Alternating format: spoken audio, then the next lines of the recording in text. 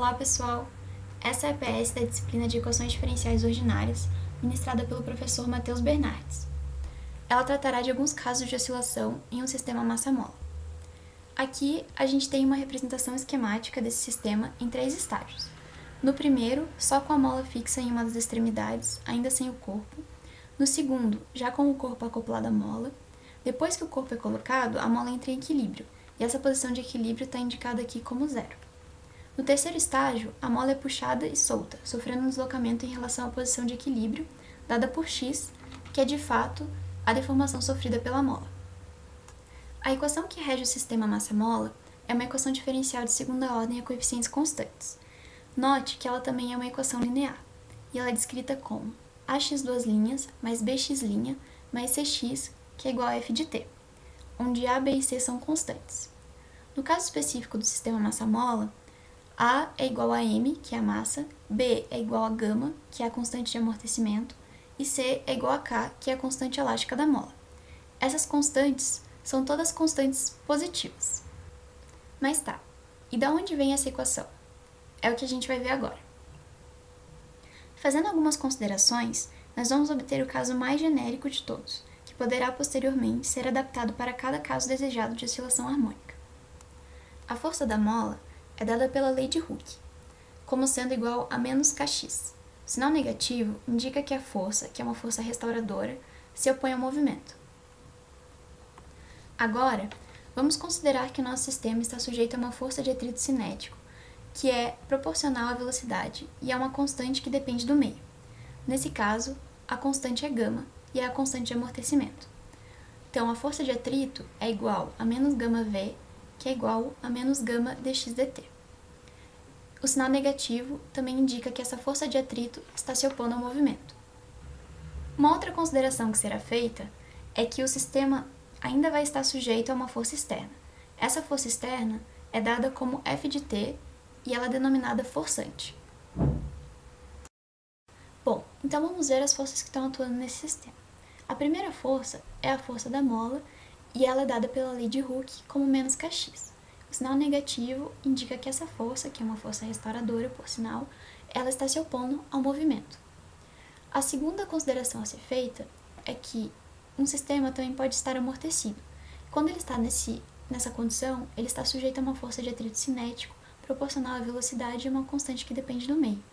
Então, a força de atrito pode ser dada como menos gama V, que é igual a menos gama dx dt, onde gama é a constante de amortecimento e v é a velocidade, né? A primeira derivada do espaço com relação ao tempo. Uma última consideração a ser feita é que alguns sistemas podem estar sujeitos a uma força externa. Essa força é dada como F de t e ela é chamada de forçante. Considerando a existência das condições 1, 2 e 3, a força total no sistema é dada pela soma de todas as forças atuantes, ou seja, a força resultante é igual à força da mola mais a força de atrito mais a força externa. A gente obtém essa primeira equação. Pela segunda lei de Newton, nós temos que a força é igual a massa vezes a aceleração, ou seja, é a massa vezes a segunda derivada do espaço com relação ao tempo. Igualando essas equações, a equação asterisco e a equação 2 asteriscos, a gente consegue obter a equação geral que rege o sistema massa-mola, que é essa equação aqui. Rearranjando os termos e substituindo essa notação por uma notação mais enxuta, nós obtemos a equação geral que está nesse quadro azul. Bom, temos aqui então a equação geral que a gente acabou de encontrar, que é a equação que rege as oscilações no sistema massa-mola, e ela é dada como mx duas linhas mais gama x' mais kx, que é igual a f de t. Aqui temos alguns casos de oscilação, apenas o caso 2 e o caso 3 serão tratados nesse trabalho. A oscilação harmônica simples, que é o caso 1, ela acontece quando o forçante é igual a zero e a força de atrito também é igual a zero. Então é um sistema conservativo, você não tem nem força externa e nem força de atrito atuando nele. O segundo caso é um caso de oscilação harmônica livre. Então nesse caso você tem o forçante é igual a zero, você obtém uma equação homogênea. Resolvendo essa equação homogênea, você vai ter 3 subcasos. Um caso de amortecimento supercrítico, um outro de amortecimento crítico e um outro de amortecimento subcrítico. O terceiro tipo de oscilação é a oscilação harmônica forçada e ela acontece quando o f de t é diferente de zero, ou seja, a equação é não homogênea e existe uma força externa atuando no sistema. Temos aqui então a equação geral, que a gente acabou de encontrar, mx duas linhas, mais gama x' mais kx, que é igual a f de t. E temos aqui então alguns casos de oscilação. Apenas o caso 2 e o caso 3 serão tratados nesse trabalho. O caso 1, que é o caso da oscilação harmônica simples, ela acontece quando o forçante é igual a zero e a força de atrito também é igual a zero. Ou seja, o sistema é conservativo, você não tem nenhuma força externa e nem a força de atrito atuando nele. O segundo caso, que é o caso de oscilação harmônica livre, acontece quando o forçante é igual a zero. Ou seja, você tem essa equação igualada a zero, que nos dá uma equação homogênea. Resolvendo a equação homogênea, nós obtemos três casos: o caso de amortecimento supercrítico, de amortecimento crítico e de amortecimento subcrítico. O terceiro caso é o caso da oscilação harmônica forçada, em que o forçante é diferente de zero, então há de fato um agente externo atuando no sistema. Bom, esse aqui então é o caso 2, caso de oscilações livres, em que f de t é igual a zero. Então, pegando a equação geral e igualando a zero, nós obtemos essa equação 2. Dividindo essa equação 2 por m, a gente obtém essa equação aqui de baixo. E aí a gente faz 2λ igual a gama sobre m e ômega quadrada igual a k sobre m. Essa substituição é uma substituição que visa apenas facilitar a obtenção da solução dessa equação. Então, fazendo essa substituição, a gente obtém a equação 3, x duas linhas, mais 2λ x' mais ômega ao quadrado x, em que ômega é a frequência natural do sistema. Então, a gente pode ver que essa equação 3, por ser uma equação de segunda ordem linear a coeficientes constantes, ela pode ser resolvida supondo uma solução do tipo x igual a e elevado a rt, em que r é uma constante. A solução proposta, então, é x igual a e elevado a rt. Derivando a primeira vez, a gente obtém x', derivando a segunda vez, a gente obtém x duas linhas. Substituindo essa solução proposta na equação 3, a gente vai obter essa equação aqui de baixo. E repare que o termo e elevado a rt é comum a todos os termos do lado esquerdo, então ele pode ser colocado em evidência e a gente fica com a seguinte expressão: e elevado a rt, que multiplica r ao quadrado mais 2λr mais ômega ao quadrado, que é igual a zero. Como e elevado a rt é diferente de zero, então a gente tem que r ao quadrado mais 2λr mais ômega ao quadrado é igual a zero. Essa equação é chamada de equação característica da homogênea. Resolvendo então a equação característica que a gente obteve, a gente vai chegar em r é igual a menos lambda mais ou menos raiz de lambda ao quadrado menos ômega ao quadrado. Então, a gente vai poder ter três casos aqui. O caso em que o delta, que é lambda ao quadrado menos ômega ao quadrado, é menor que zero, em que o delta é igual a zero, em que o delta é maior que zero. Cada um desses casos vai caracterizar um tipo de amortecimento. Então, no caso em que delta é menor que zero, é o primeiro caso, a gente tem que lambda é menor que ômega, então a gente vai obter raízes complexas como solução dessa equação, e ela caracteriza o amortecimento subcrítico. O segundo caso é em que delta é igual a zero, então lambda igual a ômega, nós teremos uma raiz real repetida e um amortecimento crítico. No terceiro caso, delta é maior que zero, que implica então que lambda é maior que ômega, nós teremos raízes reais distintas, que caracteriza o amortecimento supercrítico. O primeiro subcaso, então, é o do amortecimento subcrítico. Lambda é menor que ômega, obtém-se então raízes complexas, que são do tipo menos lambda mais i ômega, menos lambda menos i ômega. A solução geral da equação é dada por essa segunda expressão, e agora a gente vai ver um exemplo. Para esse exemplo, utilizou-se uma massa igual a 5 kg, uma constante elástica da mola igual a 40 Nm por metro e uma amplitude de 10 cm. Então, com os valores da massa e da constante elástica da mola, foi possível obter o valor de ômega, que é igual a 2,8 radianos por segundo, e como a relação entre lambda e ômega é que lambda tem que ser menor que ômega, obteve-se então que gama tem que ser menor que 5,6 para que o amortecimento seja do tipo subcrítico. Esse software de simulação então foi desenvolvido por um aluno da Universidade Federal do Rio de Janeiro, e vamos então aqui colocar os parâmetros que a gente definiu anteriormente.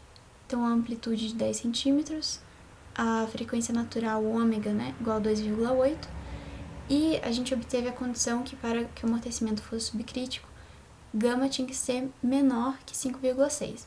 Então, vamos adotar aqui o valor de 0,5. Podemos, então, reparar que na curva vermelha é o movimento amortecido subcrítico e a oscilação vai diminuindo, tendendo então ao estado de equilíbrio, à posição de equilíbrio do sistema. Essa outra curva aqui, essa outra oscilação, né, que está em azul, ela representa então a oscilação ideal do sistema, no caso em que você não tem nenhum forçante, nenhum atrito, então não tem dissipação de energia e ele oscila infinitamente. Então, só para comparar a oscilação ideal com a oscilação amortecida. O segundo subcaso é o amortecimento crítico, que lambda é igual a ômega, obtém-se então raízes reais repetidas e as raízes são do tipo menos lambda. A solução geral da equação é dada pela segunda expressão. Vamos ver um exemplo também. Para este exemplo, utilizou-se os mesmos parâmetros da simulação anterior. Então, o valor de ômega é o mesmo, de 2,8 radianos por segundo. E temos agora só a nova condição, que para o amortecimento ser crítico, lambda tem que ser igual a ômega, então gama tem que ser igual a 5,6. Então, ajustando-se aqui os parâmetros para o amortecimento crítico, em que gama tinha que ser igual a 5,6, podemos então aqui observar que no amortecimento crítico não chega nem a acontecer uma oscilação, né? Ele sai a primeira oscilação, já vai decaindo e já vai tendendo à posição de equilíbrio. O terceiro subcaso, então, é do amortecimento supercrítico. Lambda é maior que ômega, obtém-se raízes reais distintas que são do tipo menos lambda mais ômega, menos lambda menos ômega. A solução geral da equação é dada pela segunda expressão.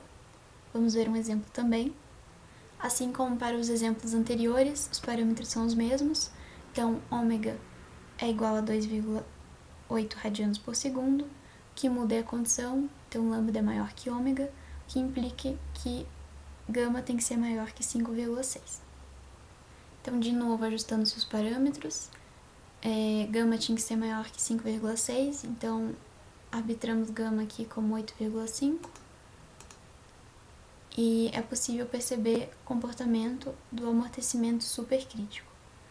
Então, ele decai, ele vai decaindo, e também não chega a oscilar, parecido com o amortecimento crítico, e já vai tendendo à posição de equilíbrio. O terceiro subcaso, então, é do amortecimento supercrítico. Lambda é maior que ômega, obtém-se raízes reais distintas que são do tipo menos lambda mais ômega, menos lambda menos ômega. A solução geral da equação é dada pela segunda expressão. Vamos ver um exemplo também. Assim como para os exemplos anteriores, os parâmetros são os mesmos, então ômega é igual a 2,8 radianos por segundo, o que muda é a condição, então lambda é maior que ômega, o que implica que gama tem que ser maior que 5,6. Então, de novo, ajustando-se os parâmetros, gama tinha que ser maior que 5,6, então arbitramos gama aqui como 8,5. E é possível perceber o comportamento do amortecimento supercrítico. Então, ele decai, ele vai decaindo, e também não chega a oscilar, parecido com o amortecimento crítico, e já vai tendendo à posição de equilíbrio. Então, para ficar um pouco mais evidente, a diferença entre os tipos de amortecimento, temos aqui os 3 comportamentos de amortecimento. Essa oscilação aqui mais de baixo, que vai diminuindo ao longo do tempo, é o comportamento do amortecimento subcrítico. Então, ele chega a oscilar e vai diminuindo ao longo do tempo. Já essa curva aqui do meio corresponde ao amortecimento supercrítico. Então, ela decai rapidamente e vai tendendo à posição de equilíbrio. A de cima, a superior, corresponde ao amortecimento crítico. Então, ele decai também, não chega a oscilar e decai para uma posição de equilíbrio, mas ele decai mais lentamente do que comparado ao amortecimento supercrítico.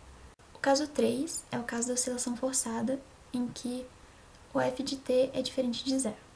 A partir do caso geral, dividindo-se a equação por m, obtém-se essa equação, fazendo as devidas substituições, 2λ igual a gama sobre m e ômega zero ao quadrado igual a k sobre m, obtém-se a equação 5. A solução geral dessa equação é dada pela soma da solução da homogênea com a solução particular, que pode ser obtida tanto pelo método dos coeficientes indeterminados quanto pelo método da variação dos parâmetros. Nesse contexto, a solução da homogênea é dita solução transiente, porque seus efeitos são sentidos apenas em um curto espaço de tempo, ou seja, ao longo do tempo ele tende a se anular. Ao contrário, a solução particular ela não desaparece, e seu efeito leva algum tempo para ser sentido.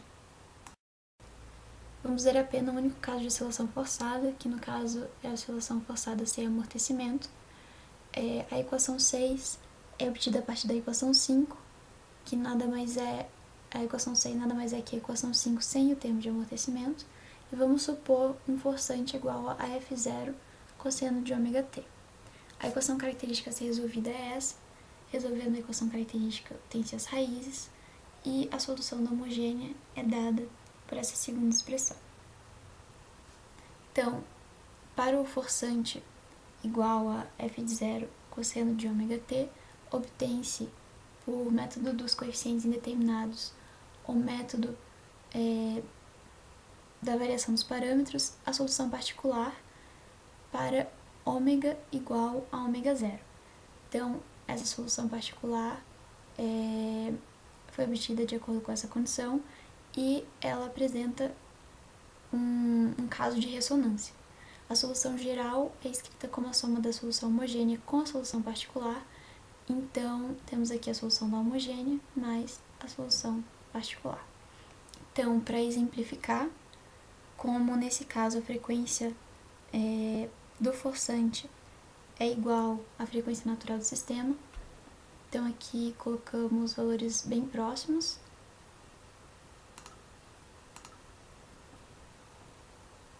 E como